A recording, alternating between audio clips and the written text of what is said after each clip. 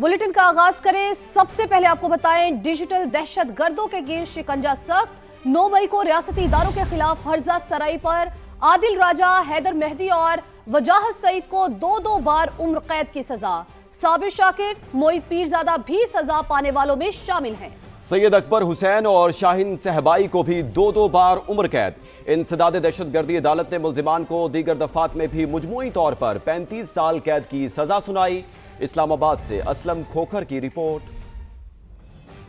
9 मई के जिम्मेदारान के खिलाफ कानूनी कार्रवाई का अमल मजीद तेज। इस्लामाबाद की इंसदाद दहशतगर्दी अदालत ने सन 9 मई में मुलव्वस डिजिटल दहशतगर्दों के खिलाफ मुकदमात का फैसला सुना दिया। फैसले के मुताबिक आदिल राजा, हैदर मेहदी, वजाहत सईद, साबिर शाकिर और मोईद पीरजादा के अलावा शाहीन सहबाई और सैयद अकबर हुसैन को 2-2 मरतबा उम्र कैद, जबकि दीगर दफात के तहत मुलजमान को मजमूई तौर पर 35 साल कैद और 20 लाख रुपए जुर्माने की सजा सुनाई गई। फैसला इंसदाद दहशतगर्दी अदालत के जज ताहिर अब्बास सिपरा ने सुनाया। अदालत ने प्रोसिक्यूशन की इस्तदा पर इंसदाद दहशतगर्दी कवानीन के तहत मुलजमान की गैर मौजूदगी में ट्रायल मुकम्मल करके आज ही फैसला महफूज किया था। ट्रायल के दौरान इस्तगासा की जानिब से मजमूई तौर पर 24 गवाह पेश किए। साबिर शाकिर, मोईद पीरजादा और सैयद अकबर हुसैन के खिलाफ मुकदमा थाना अपारा, जबकि शाहीन सहबाई, हैदर मेहदी और वजाहत सईद के खिलाफ मुकदमा थाना रमना इस्लामाबाद में दर्ज था। आगे आपको बताएं कि जीडीपी में इजाफा, खुशाइंद और पीआईए की निजकारी अहम संग मील है। मुल्क को डिफॉल्ट के दहाने से निकालकर मुआशी इस्तेहकाम तक लाए। वज़ीर आज़म की विफाकी काबीना के इजलास में गुफ्तगू। इस्लामाबाद में बल्दियाती इंतखाबात से मुतालिक नई कानून साजी पर गौर। मकामी हुकूमतों से मुतालिक तरमीमी ऑर्डिनेंस लाने का फैसला किया गया। इस्लामाबाद से उस्मान खान की रिपोर्ट। वज़ीर आज़म शहबाज शरीफ की ज़ेर सदारत वफाकी काबीना के इजलास में अहम फैसले। Islamabad capital territory local government तरमीमी ऑर्डिनेंस 2025 से मुतालिक कार्रवाई के लिए काबीना कमेटी बराए कानून साजी के फैसले की तौसीक कर दी गई। मकामी हुकूमतों से मुतालिक तरमीमी ऑर्डिनेंस लाया जाएगा। ऑफ ग्रिड लेवी से मुतालिक बिजली तकसीम कार कंपनियों के सारिफीन को रिलीफ देने की हिकमत अमली की मंजूरी। वफाकी काबीना ने ऑफ ग्रिड लेवी एक्ट 2025 में तरमीम के सदारती हुक्मनामे के इजरा के लिए कार्रवाई की तौसीक भी कर दी। के मुताबिक वज़ीर आज़म शहबाज शरीफ का पीआईए के 75% हिस्से की कामयाब निजकारी पर इजहार इत्मीनान। कहा, हुकूमत संभालते ही सोच लिया था, खसारे में चलने वाले तमाम रियासती इदारों की निजकारी की जाएगी। ये इकदाम हुकूमत के माशी इस्लाहत के विजन का हिस्सा है। वज़ीर आज़म ने रवां माली साल की पहली समाई में जीडीपी में खातिर खा इजाफा खुश आइन करार दिया। कहा, हम मुल्क को डिफॉल्ट के दहाने से हटाकर माशी इस्तेहकाम तक लाए हैं। आज़म ने काबीना अरकान को नए साल की मुबारकबाद दी। सऊदी वलीअहद से टेलीफोनिक गुफ्तगू का जिक्र करते हुए कहा कि दोनों ममालिक के दरमियान मुआशी और स्ट्रेटेजिक ताल्लुकात की रफ्तार इत्मीनान बख्श है। सदर यूएई से मुलाकात को भी दो तरफा ताल्लुकात और बाहमी मशावरत के तनाजुर में इंतहाई मुफीद करार दिया। अफसोसनाक खबर है कराची से। कराची में खूनी ट्रेलर ने एक और जान ले ली। लांडी अस्पताल चुरंगी के करीब ट्रेलर की टक्कर से मोटरसाइकिल सवार खातून जाबहक 26 साल की बुशरा खुद मोटरसाइकिल चला रही थी। ताल्लुक ओकाड़ा से था। हादसे के बाद ट्रेलर ड्राइवर फरार हो गया। खुर्शीद आलम की रिपोर्ट। ट्राले वालों को रहम थोड़ा सा भी दिल में नहीं है कि ऐसे किसी के ऊपर जो ना ट्राला चढ़ा के चला जाए। ट्राले वाला ही भाग गया। कराची में हैवी ट्रैफिक का खूनी खेल, एक और जिंदगी निकल गई। कराची के इलाके लांडी में 26 साल की बुशरा एक्सपोर्ट प्रोसेसिंग जोन से घर जा रही थी। रास्ते में सड़क किनारे फोन पर बात करने रुकी तो पीछे से आने वाले ट्रक ने कुचल दिया। ये हादसा सुबह 7 बजे का तकरीबन है। थाने वालों को बुलाया, इनको ट्रक जो है थाने वालों के हवाले कर दिया है। ड्राइवर फरार है इसका, तो इंशाल्लाह एफआईआर एसएचओ से बात हुई है, एफआईआर उस पर करेंगे। मोबाइल पे बात कर रही थी, एक साइड पे खड़ी होके ना, पीछे से ट्रक वाला आया। ट्रक वाले ने देखा नहीं है, मतलब कि या उसको कोई नशे की हालात में था, तो जब उसने पीछे से हिट किया ना, बच्ची गिरी है।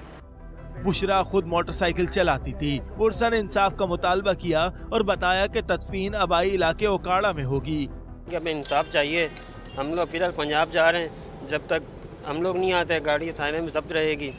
हम आगे इनका फैसला करेंगे क्या करने क्या नहीं। हादसे के बाद ट्रक ड्राइवर फरार हो गया। पुलिस ने ट्रक को हिरासत में लेकर ड्राइवर की तलाश शुरू कर दी। कैमरा टीम और साथी रिपोर्टर हफीज बलोच के साथ खुर्शीद आलम, समा, Karachi.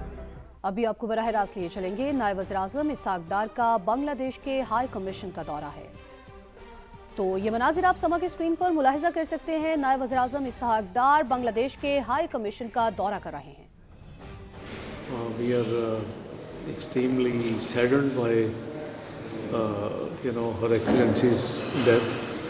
I was in Bangladesh in August after almost 12 years of any federal minister visiting there, and I met the BNP's delegation in the High Commission. My visit was only 36 hours, but I was told that Begum Khalda Zia is not feeling well, and she has been advised not to move anywhere. So I said, well, if she is available, I would still like to call on her at her house. And I had within no time message from her party that she says she would love to meet, although she is not very mobile and all this thing, but she invited me at home. And I went and met.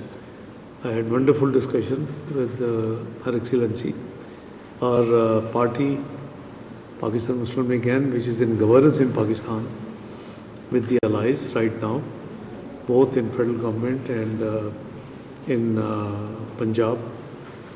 You know, we had, and also in Balochistan we have coalition government. So, you know, we always had. नायब वज़ीर-ए-आज़म इसहाक़ डार बांग्लादेश के high commission का दौरा कर रहे हैं। बांग्लादेश की साबिक वज़ीर-ए-आज़म खालिदा ज़िया के इंतकाल पर इजहार ताज़ियत कर रहे थे। इससे पहले हम कराची की बात कर रहे थे। कराची के इलाके लांढी में एक खातून को ट्रॉलर ने कुचला तो दूसरे रक्शे में बैठे हुए अंधी गोली का शिकार हो गई। अहले खाना के मुताबिक कोमल फर्स्ट ईयर की तालिबा थी।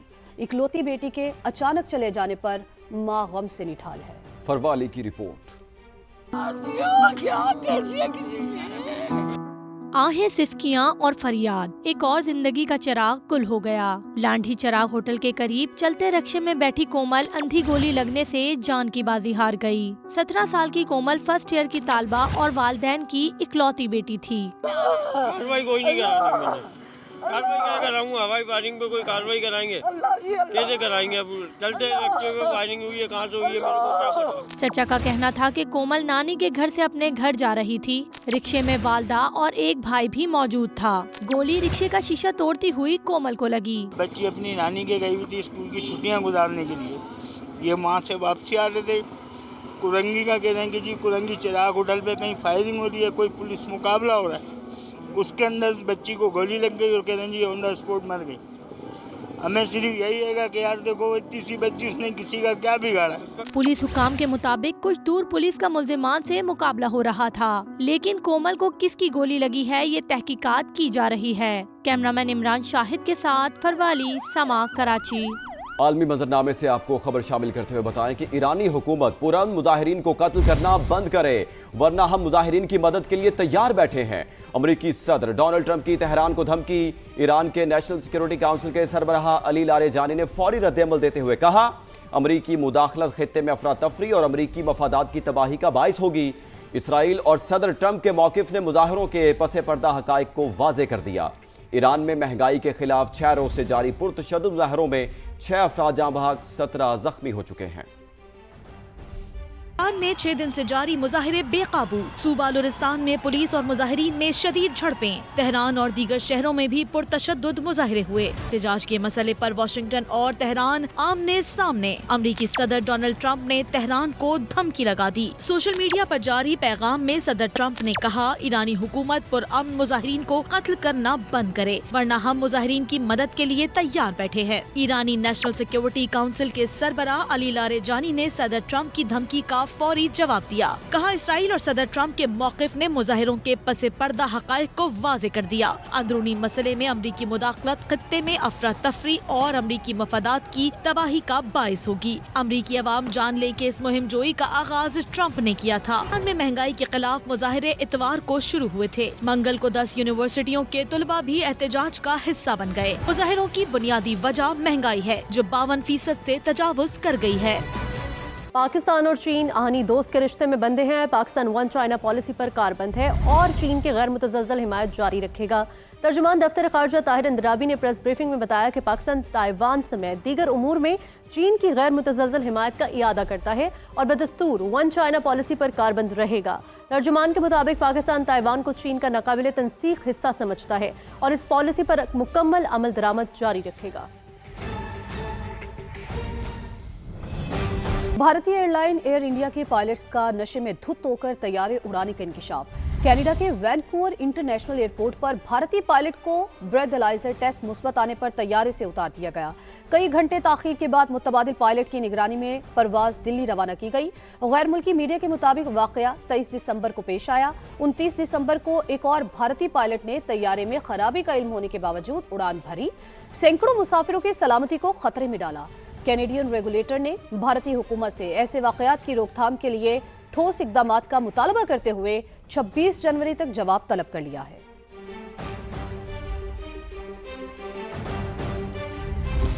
भारत में मुसलमानों पर जमीन तंग की जाती है। मोदी के इत्तेहादी मुस्लिम खवातीन के नकाब खींचते हैं। मकबूजा कश्मीर में हिंदुत्व को चलने नहीं देंगे।